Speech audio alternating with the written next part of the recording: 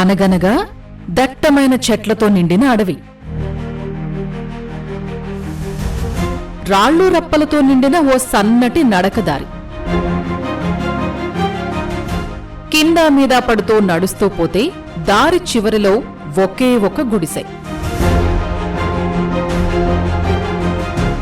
ఈ గుడిసెలో ముగ్గురు. ఈ ముగ్గురి గురించి ఎందుకు చెబుతున్నారు? వీళ్ళు అంత స్పెషలా అని అనుమానం కలుగుతుందేమో. ఈ కథంతా విన్నాక అది మీకే అర్థమవుతుంది. పైగా మీరే మరో నలుగురికి ఈ కథ చెబుతారు. నిజంగా అంత ప్రత్యేకం వీళ్ళు. ఈ ముగ్గురి జీవనశైలి అలాంటిది. మరి ఒకటా రెండా, ఏకంగా 25 ఏళ్లుగా ఈ గుడిసెలోనే వీళ్ళు జీవనం సాగిస్తున్నారు. అది కరెంటు సౌకర్యం లేకుండానే. అంతకు మించి ఆసక్తికరమైన విషయమేంటంటే బయటి ప్రపంచంతో వీళ్లకు ఎలాంటి సంబంధం లేదు. అడవే వాళ్లకు లోకం.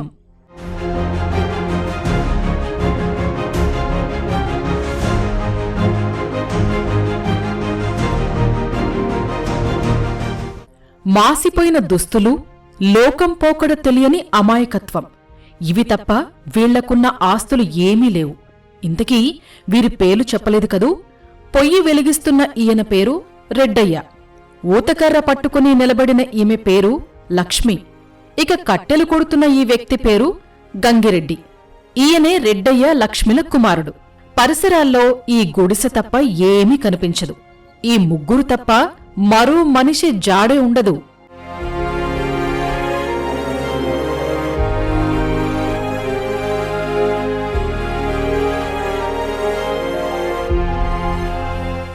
భద్రాద్రి కొత్తగూడెం జిల్లా అశ్వారావుపేట మండలం గోగులపూడికి 15 కిలోమీటర్ల దూరంలో ఎత్తైన కొండపై ఉంది ఈ పూరి గుడిసె. ఇక్కడ సుమారు 40 కొండరెడ్ల కుటుంబాలు ఉండేవి. కాని ఇదంతా 25 ఏళ్ల క్రితం నాటి సంగతి. ఇప్పుడు ఈ ఒక్క గుడిసె తప్ప ఏమీ లేదు. సుమారు 65 ఏళ్ల వయసున్న ఇంటి యజమాని, 60 ఏళ్ల వయసు ఉన్న ఆయన భార్య, 45 ఏళ్ల వయసున్న వారి కుమారుడు. వీరు ముగ్గురే ఈ కొండరెడ్డి గూడెంలో నివాసం ఉండేది.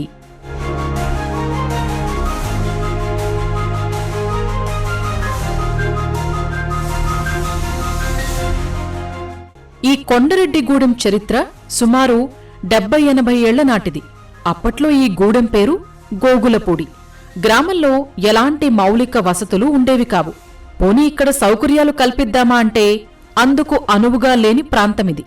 అందుకే 2000 సంవత్సరంలో భద్రాచలం ఐటీడీఏ అధికారులు ఓ నిర్ణయం తీసుకున్నారు.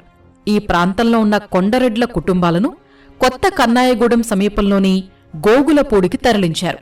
అంటే కొండ నుంచి కిందకు తీసుకొచ్చారు. అక్కడే ఇళ్లు నిర్మించి ఇచ్చారు. కాని రెడ్డయ్య కుటుంబం మాత్రం కిందకు వచ్చే ప్రసక్తే లేదని అధికారులకు తేల్చెప్పారు. అప్పటినుంచి ఇప్పటి వరకు ఈ ముగ్గురే గూడెంలో నివసిస్తున్నారు. మరి ఇక్కడ మీరెలా ఉంటున్నారు అని ఈటీవీ ప్రతినిధి అడిగితే రెడ్డయ్య ఏం సమాధానం చెప్పాడో చూడండి. ముగ్గురమే, ఒక్క కుటుంబమే. నీ వయసు ఎంత? మా వయసు తెలియదా? ఆధార్ కార్డు ఉందా? ఏది లేదు. రేషన్ కార్డు లేదు. ఓటు లేదు. మరి అట్లా ఏం పనులు చేస్తారు మీరు? మేము పనులు చేయకుండా పనులు చేసుకుంటున్నాం. అవునా? మరి బువ్వ బువ్వ అంటే పండితే తింటున్నాం, లేకపోతే లేదు. మరి ఇక్కడే ఎందుకుంటున్నారు? మాకు ఇక్కడ సోపాయ. మరి కిందికి దిగితే ఇల్లు కట్టి అక్కడ ఏం దొరకదండి. మాకు జొన్న గింజలు పండిస్తాం. మరి డబ్బులు ఎట్లా వస్తున్నాయి మీకు? మాకు డబ్బులు ఏముండవు. అవసరం ఉండదు ఆ డబ్బులతోటి? అబ్బా మాకేముండదు. చూశారుగా, ఈ పెద్దాయనకు ఆధార్ కార్డ్, రేషన్ కార్డు లేదు. ఓటు హక్కు కూడా లేదు. మరి ఇవేవీ లేకుండా ఎలా ఉంటున్నారు అంటే ఉంటున్నారంతే. ఆహారం ఎలా అని ఆరా తీస్తే వీరి ముగ్గురిలో ఈ పెద్దావిడకు మాత్రమే రేషన్ కార్డుంది. ఏ సరుకులు కావాలన్నా ఈ కార్డే ఆధారం. నెలకు ఓసారి కొండ కిందకు వెళ్లి రేషన్ షాప్ నుంచి బియ్యం తెచ్చుకుంటారు ఈవిడ. పోనీ అప్పుడైనా రెడ్డయ్య, ఆయన కుమారుడు కొండ దిగుతారా అంటే లేదు. ఎలాంటి భయం లేకుండా అడవిలో నడుచుకుంటూ వెళ్లి నేనే సరుకులు తెచ్చుకుంటానని చెబుతోంది లక్ష్మి. నాకొకటెన్నే ఆధార్ కార్డు, ఇంకా పింఛన్ది. పింఛన్ తీసుకోవటానికి గోగులపూడి ఎట్లా వెళ్తావు? ఇట్టా ఈ గుడ్దారి నడుచుకుని పోతాను. అడవిలో ఇంత దూరం నడుస్తావా? నడుస్తాను. అలవాటే. అలవాటే. మరి బువ్వ ఎట్లా తింటావు? బువ్వ ఎట్లా వస్తుంది మీకు? బువ్వనే తెచ్చుకుంటాను అక్కడ నుంచి. కోమట కాడ కొనమారే అక్కడ నుంచి అన్ని ఎన్ని తెచ్చుకుంటాను. డబ్బులు తోడుకుంటావు? 1000 రూపాయలు. 1000 రూపాయలు. ఆ, ఓకే. పింఛన్ ఎంత వస్తుంది 2000. నీకా? అక్కడ కింద ఇల్లులు ఇస్తారు కదా, నేను దిగుతారు అంటున్నాను. మరి వాళ్ళు దిగవద్దా? ఎవరు ఎవరు దిగు? మరి ఆ కొడుకును నా పెళ్ళిమిటి దిగొద్దా? ఈ పూరి గుడిసె తప్ప మరో ప్రపంచం వీరికి తెలియదు. కట్టెల పొయ్యిపైనే వంట. 25 ఏళ్లుగా కరెంటు సౌకర్యం లేకుండానే ఉంటున్నారు. రాత్రిపూట బుడ్డి దీపం పెట్టుకుని నిద్రపోతారు. రెడ్డయ్య లక్ష్మిల కుమారుడు గంగిరెడ్డికి కట్టెలు కొట్టడమే జీవనోపాధి. వాటిని విక్రయిస్తూ వచ్చిన డబ్బుతోనే తృప్తి పడుతున్నారు. నువ్వేం చేస్తావు? పుల్లలు కొడతాం. ఎక్కడ? గుడి దగ్గర. కొట్టి ఏం చేస్తావు? అమ్ముతాం. ఎంతకు అమ్ముతావు?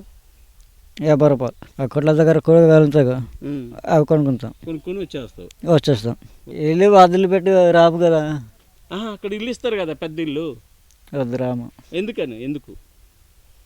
ఇది చెట్లు పండించడానికి అందుకని రాము. అంటే ఇక్కడ బాగుంటుందా?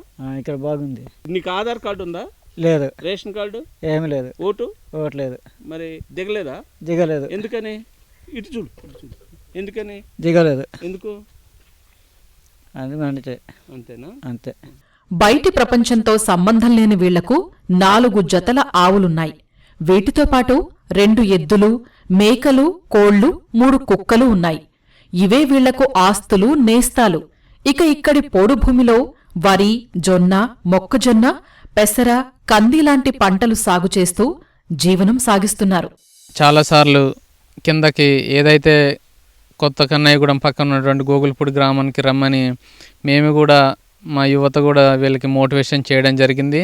మేము ఇక్కడే ఉంటాం, మా జీవనం ఇక్కడే కొనసాగించాలన్న ఉద్దేశం మీద వీళ్ళు కిందకైతే రానంటున్నారు.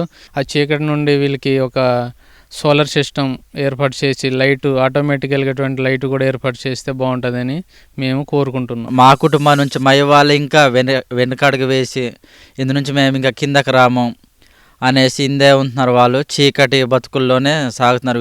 వీళ్ళకి ఒక రోడ్డు సౌకర్యమైన, ఆరోగ్యం పరంగా అయినా, మిగతా అయినా వీళ్ళకి అసలు ప్రపంచంతో అసలు ఎటువంటి సంబంధం లేకుండా వీళ్ళు వానకైనా ఎండకైనా ఏదైనా వీళ్ళే తట్టుకొని ఉంటున్నారు. ఎటువంటి ఆరోగ్యాలు కూడా పాడవట్లేదు.